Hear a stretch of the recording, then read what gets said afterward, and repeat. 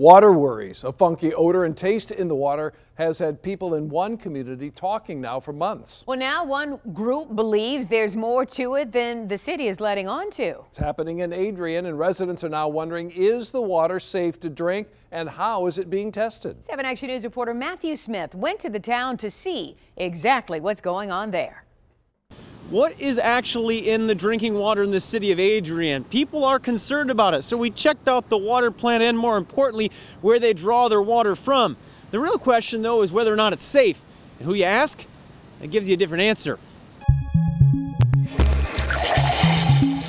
We asked Brittany Dolbs to fill up this glass of water so we could get a closer look. She won't be drinking it.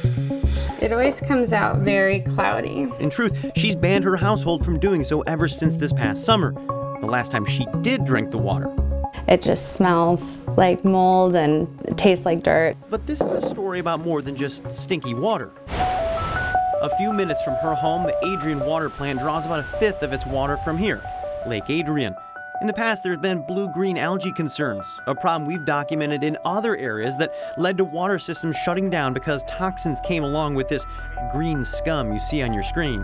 Just because we see a bloom and we know that there's cyanobacteria present does not mean that the microsystems will be produced. Now, if you don't have a chemistry degree, don't worry. Here's what you need to know. Cyanobacteria, that's a fancy way to say blue-green algae. Microcystin, that's one of the toxins that can come from it. What the doctor's saying is finding one doesn't mean the other's there. It's concerning. So why are people like Dolbs concerned? Well, when that funky water started, she hooked up with a group tracking rivers and groundwater. They decided to do their own testing. When you see that you actually have a positive test in a couple of these spots where you did the tap test, I mean, what's going through your mind? It's scary. To be clear, she didn't find microcystin, but she's concerned about the blue-green algae she did find. And while the city has released their own tests showing there's no microcystin, Dolbs says other toxins could still be present along with the algae.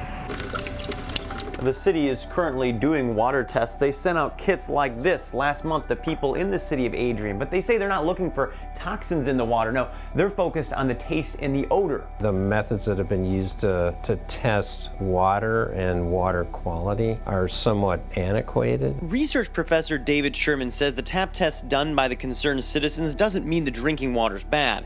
In fact, he said that even newer, available tests could be done to get to the bottom of what's really coming out of this lake. But as I've learned from touring other water plants around Michigan, there's no requirement to do so. Like many other dangerous chemicals and toxins, the EPA doesn't have an enforceable standard for how much of this stuff can be in your water.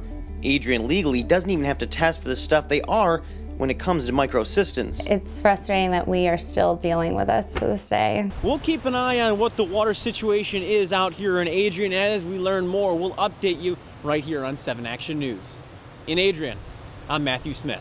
Thank you so much, Matthew. We do want to point out we did reach out to the city of Adrian on numerous occasions for an on-camera interview, but our requests were denied.